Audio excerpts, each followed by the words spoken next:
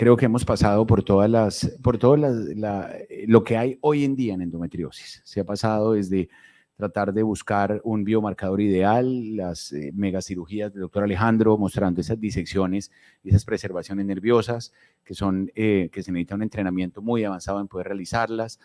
El doctor Arbeláez nos mostró un poco acerca de lo que se encuentra la fase de investigación actual en el tratamiento de la enfermedad. Y hemos visto, digamos, con un adecuado diagnóstico, ya cuando tiene una paciente instaurada la patología, cómo poder llegar de una manera sistemática a poder ejercer un buen proceso en este ejercicio de las imágenes diagnósticas. Y finalmente, algo que como lo resaltó Byron y es tremendamente importante, es esta visión holística de la enfermedad. O sea, pareciera que fuera algo nuevo, pero esto no lo es y es un motivo de investigación, ustedes lo ven en muchas publicaciones, este tema de la dieta, y hay muchos médicos, lo hablamos ahorita con Alejandro, en una tendencia en Argentina de muchos ginecólogos, a la par de todos los manejos farmacológicos, de los manejos quirúrgicos de la enfermedad, hacerles una aproximación muy buena en el manejo dietario, que realmente se ve que tiene más impacto de lo que uno se imagina, y este efecto de muchas sustancias como las que habló la doctora Luceydi, estamos viendo que sí las pacientes se benefician de unas modificaciones dietarias absolutamente importantes. Para terminar, entonces, vamos a hablar acerca del tratamiento médico de endometriosis a la luz de la evidencia. Este es mi conflicto de intereses.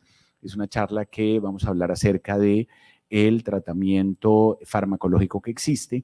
Y esto es absolutamente pendular. Lo decía Eduardo cuando hablaba de su excelente charla de endometrioma, que lo que estamos diciendo hoy en endometriosis probablemente en 2 o 3 años lo estamos reevaluando, y el concepto de la laparoscopia diagnóstica no existe, este tema eternamente controversial del manejo del endometrioma, cuándo se opera, cuándo no, cuáles son las indicaciones quirúrgicas, y hoy en día estamos diciendo que entonces la endometriosis es una enfermedad médica. Ustedes vieron que le expuso que hay una cantidad de referentes en la literatura que eran excelentes cirujanos y ahora están proponiendo por el manejo farmacológico y no por el manejo quirúrgico, y ya definitivamente para las pacientes que no funciona el manejo médico, entonces quedaría la alternativa de las opciones quirúrgicas.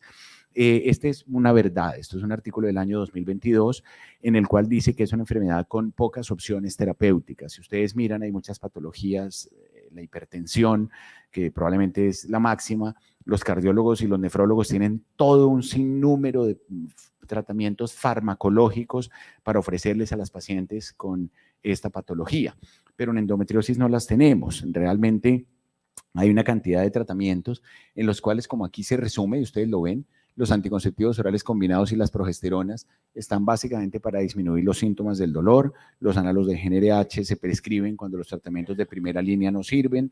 Los inhibidores de la aromatasa están indicados para los pacientes que no les funcionan los tratamientos anteriores, y los antagonistas de la GnRH, ustedes lo vieron en la presentación, están en esas fases de investigación en este momento, y hay algún lugar para el endoceptivo intrauterino, y ya.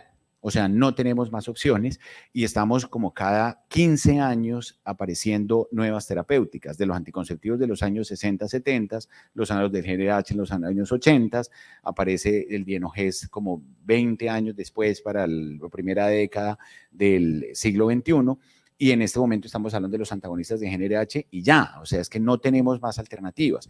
Entonces, ¿ustedes qué es lo que hacen en su práctica? Pues juegan con lo que hay. Entonces, denle anticonceptivo oral, y entonces denle un anticonceptivo oral con Dienogest, o entonces pongámosle un endoceptivo, y entonces la que no toleró el Dienogest, o entonces cuál será para análogo y cuál no.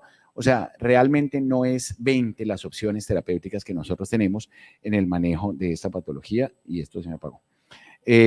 Entonces, bajo este escenario, lo que nosotros no queremos es esto. O sea, lo que nosotros no queremos es encontrar mujeres jóvenes con estos hallazgos en los cuales, si usted la opera mal, porque lo que no daña el endometrioma lo daña el cirujano, a punta de pegársele con el bipolar en la disección, en la hemostasia, entonces esta reserva ovárica va a quedar comprometida. Pero el tratamiento farmacológico para esta paciente tampoco le sirve. Y entonces, si va para una inducción de ovulación, va a tener una muy pobre respuesta ovulatoria en los inductores de ovulación, porque lógicamente el estrés oxidativo de ese ovario no le va a dar la alternativa de una buena respuesta folicular.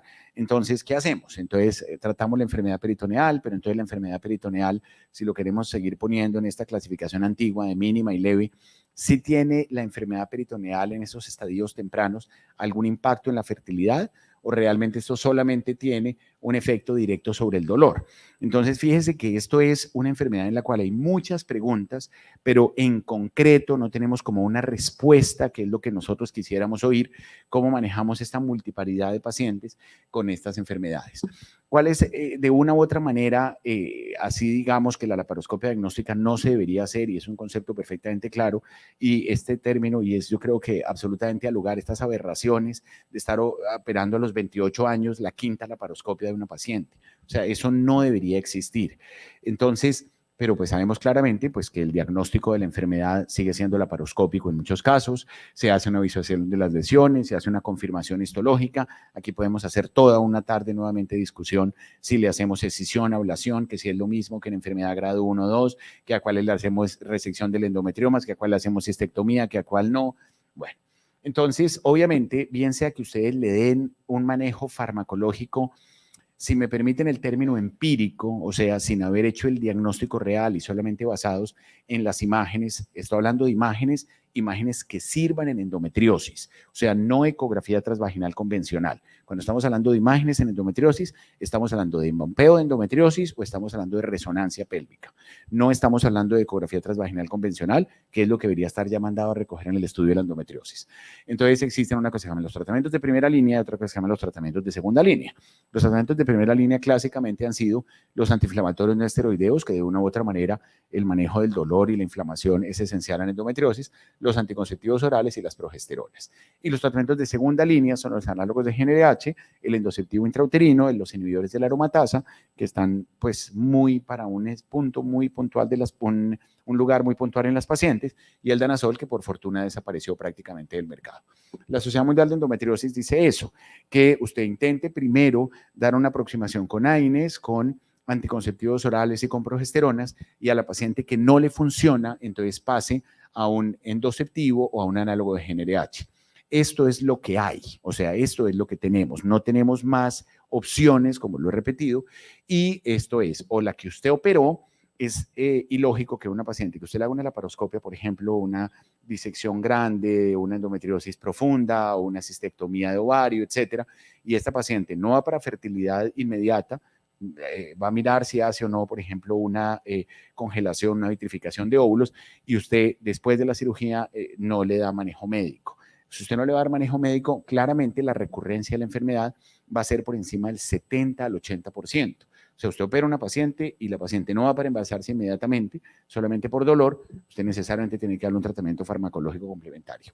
Y también, pues ahí vendría el tema de discusión, cuando usted opera los endometriomas, si le va a dar un manejo farmacológico o no.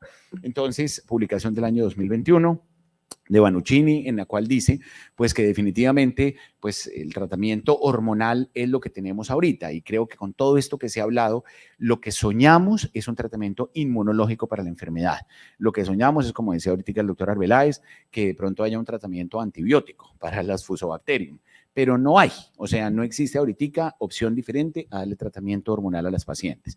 En un manejo integral, como lo dijimos con otra serie de situaciones, los antiinflamatorios de primera línea, la aparición del uso de progestágenos, que el Dienogel lo conocimos desde hace mucho tiempo, y ustedes ven y ven y ven una cantidad de literatura en la cual promulga el estudio del Dienogel con unos buenos resultados, con unas recomendaciones de expertos, pero la experticia real son uno. O sea, la práctica de uno con el Dienogel, y uno en general está ahí sentado y dice, sí, a mí me ha funcionado bien y realmente la tolerancia es buena.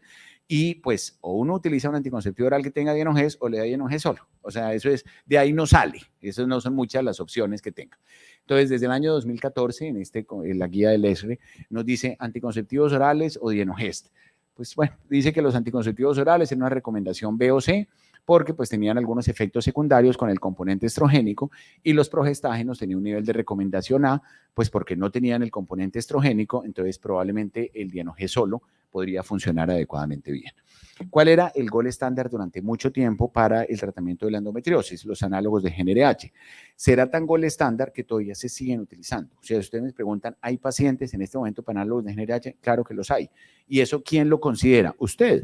Usted determina, después de hacer una cirugía de endometriosis profunda, si el switch que hace después del tratamiento quirúrgico es o un tratamiento con análogos de GnRH o un tratamiento con Dienogest, en el cual pues sabemos clásicamente, todos lo conocemos, los efectos secundarios de los análogos de GnRH, los contras siguen siendo un medicamento de alto costo, ahora pues si se van a acabar las EPS ya no va a tener quien pagarlos, el efecto es similar, se dice antes que se daban 6 meses, hoy en día se dice que son 3, hay un riesgo de osteopenia que es claramente conocido y pues se ha mostrado y se ha dicho que a pesar de usted dar utilización adecuada de los análogos de GnRH, después de 5 años, la tasa de recurrencia es por encima del 53% y en fases más avanzadas de la enfermedad puede llegar a ser hasta el 73%.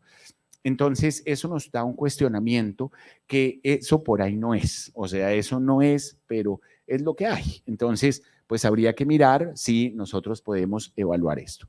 Ya lo dijimos, el Dienogest es una molécula que resiste en el tiempo, hay mucha literatura que es básicamente pues un derivado del L19-nortestosterona, lo que hace una desegalización del endometrio ectópico, atrofia las lesiones, es un progestágeno que a la dosis de 2 miligramos día, la única dosis en el mundo que existe para el Dienogest es de 2 miligramos, no hay opciones para una endometriosis severa darle 2 cada dosis, o sea, la dosis es 2 miligramos al día, es la única dosis que existe desde hace 15 años, tiene un efecto progestacional con moderados efectos antigonadotrópicos y en general básicamente lo que produce es una anovulación. A ustedes siempre les preguntan a las pacientes y le dicen, ¿este Dienogest me sirve? ¿Es un anticonceptivo? Estoy planificando con Dienogest. Pues señora, no es un anticonceptivo, pero tiene un efecto anovulatorio in vivo e in vitro, entonces no va a dejar que se embarace. Entonces de una u otra manera pues es un anticonceptivo, pero no le puede quedar a la paciente el mensaje como que es un anticonceptivo porque al fin y al cabo pues realmente no lo es, aunque tenga un efecto directo de inhibición de la ovulación.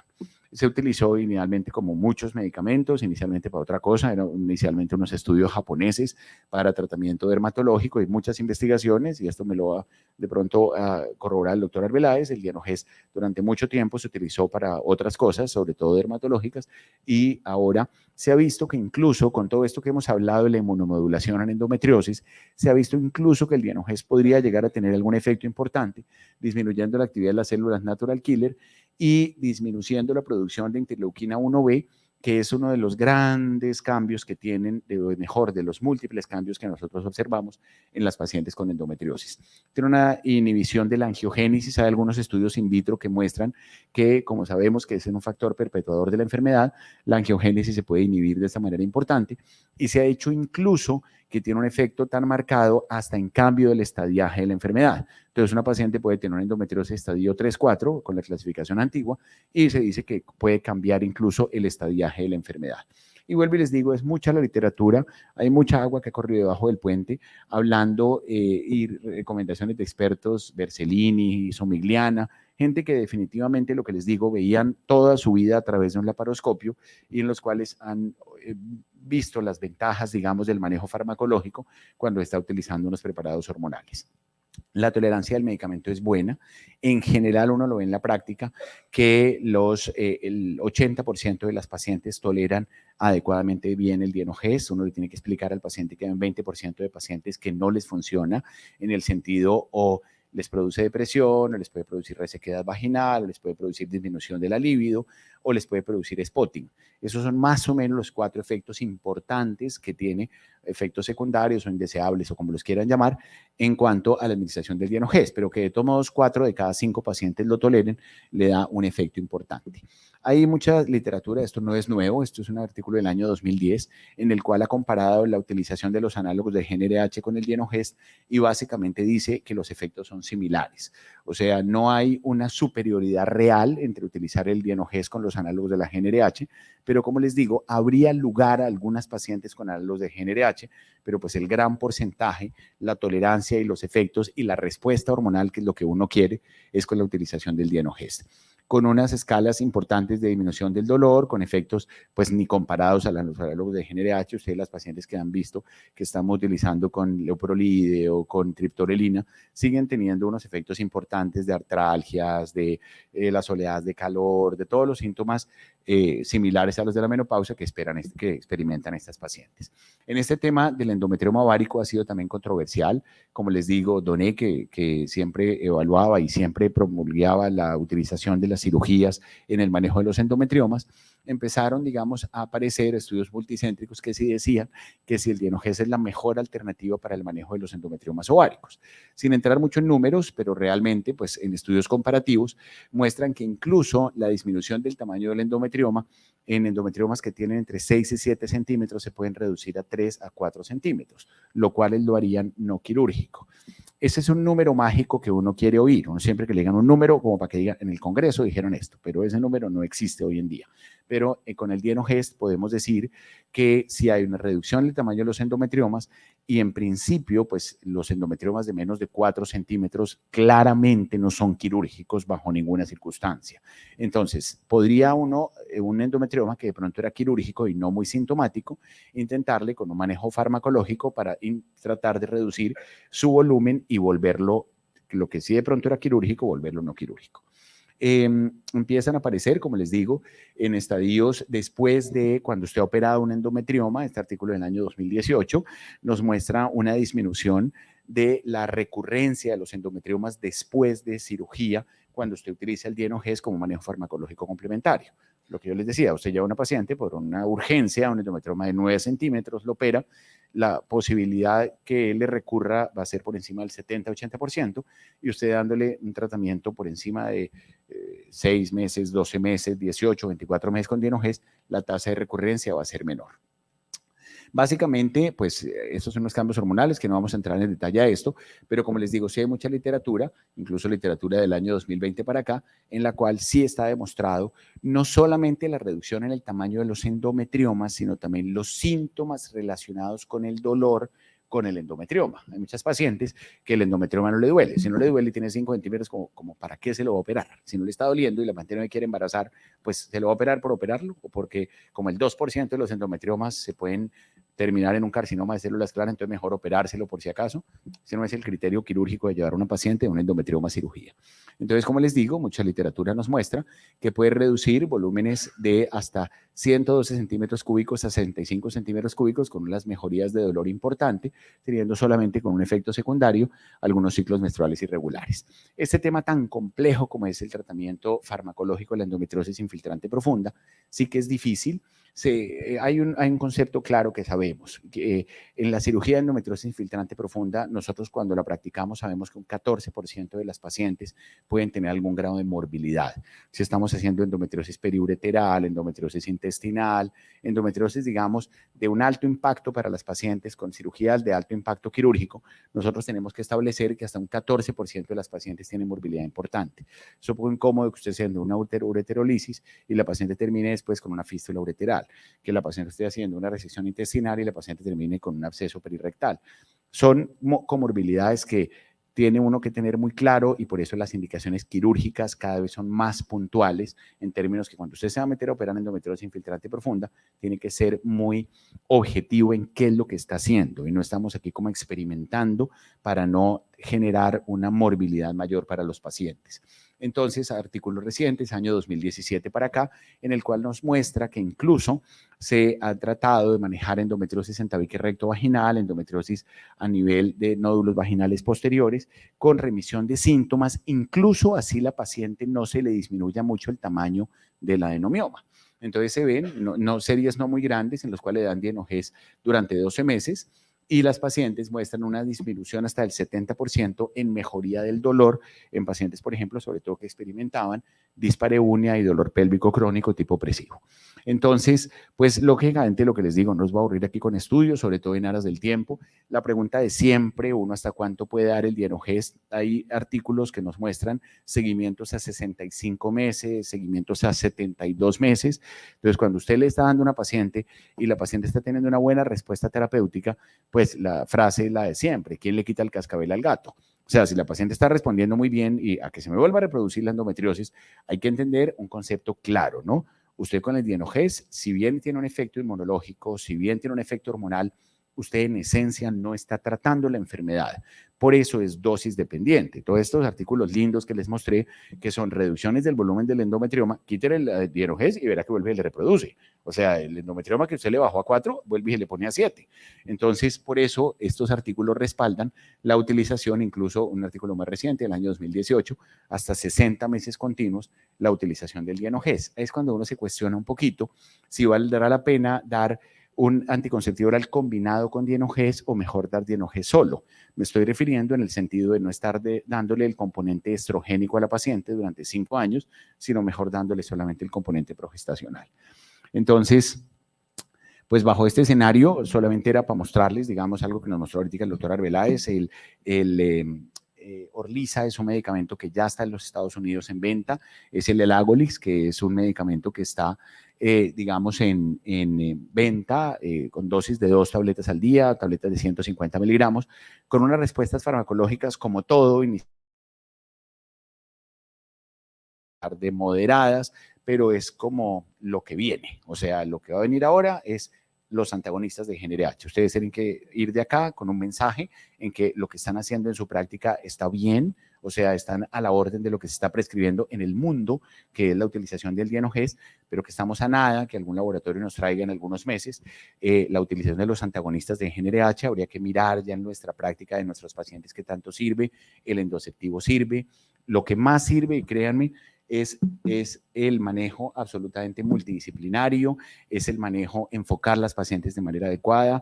Nosotros a nuestras pacientes de protocolo, de rutina, cuando entran al Centro de Excelencia de Endometriosis, las mandamos a nutricionista, las mandamos a psicología, las mandamos a fertilidad, porque la paciente tiene que tener eso, alguien le tiene que hablar de vitrificación, alguien le tiene que decir, mire, usted tiene unos cambios psicológicos de pareja, tiene que valorar por psicología, las pacientes tienen que ir a una junta de manejo multidisciplinario. Ahí definimos cuál paciente se opera, cuál paciente no se opera, y esto es lo que tenía para decirles. Muchas gracias.